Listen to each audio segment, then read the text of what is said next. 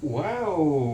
Mga kakanyaman, dahil araw po ng Biyernes ngayon, tayo ay magluluto ng munggo at tayo po ay pumitas ng talbos ng ampalaya doon sa pananim nating ampalaya doon sa likod bahay ng aking alaga. Ha?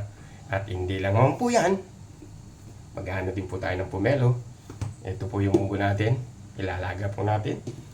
Meron din po tayong nakakuwang nahuling isda sa loob ng rep at hipon. Namingwit po ako sa loob ng rep, mga kanyaman.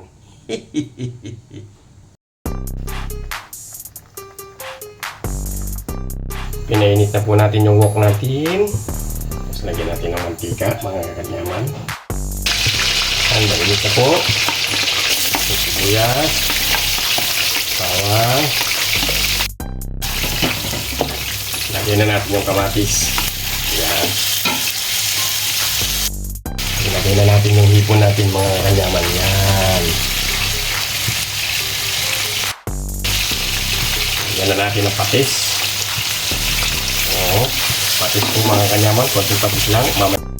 Ilagay na po natin yung nilagang munggo natin, mga kanyaman. Hanggat naghihintay tayong maano yung ano natin, ginisang ano natin, munggo, babalatan natin itong pomelo, mga kanyaman. Ha? Lagay ko na po yung oyster sauce. Ayan.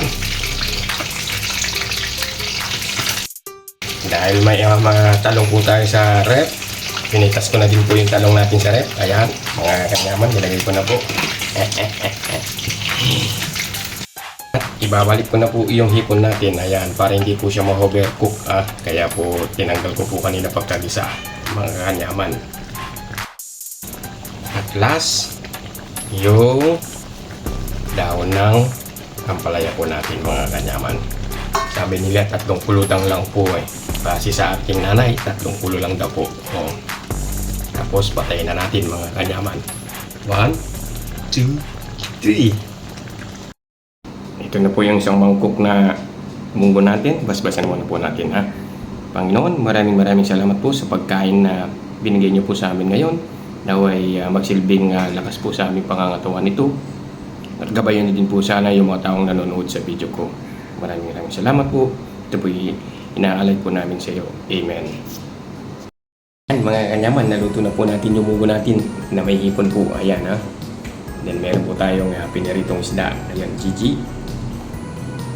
Patis na may kalamansi at sili, mga kanyaman, ha. Tikman po natin, subong kanyaman po sa munggo. Mainit-init pa po, mga kanyaman. Ayan, o.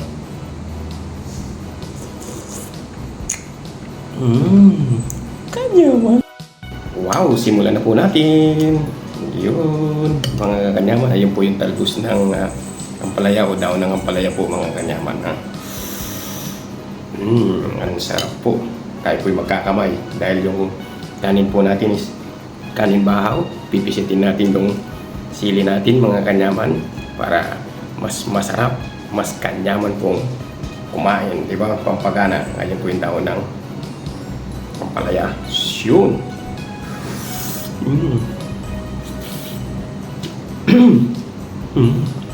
Ang sarap, kanyaman po. Subong kanyaman. So, itong galunggong naman po tayo. Sausaw natin dito, mga kanyaman. Subong kanyaman po. Kombinasyon na kombinasyon.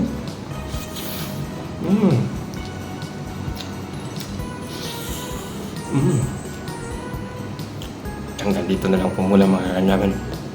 Kakain lang po muna po. See you on my next video. I love you, Mama Chuchu. Bye.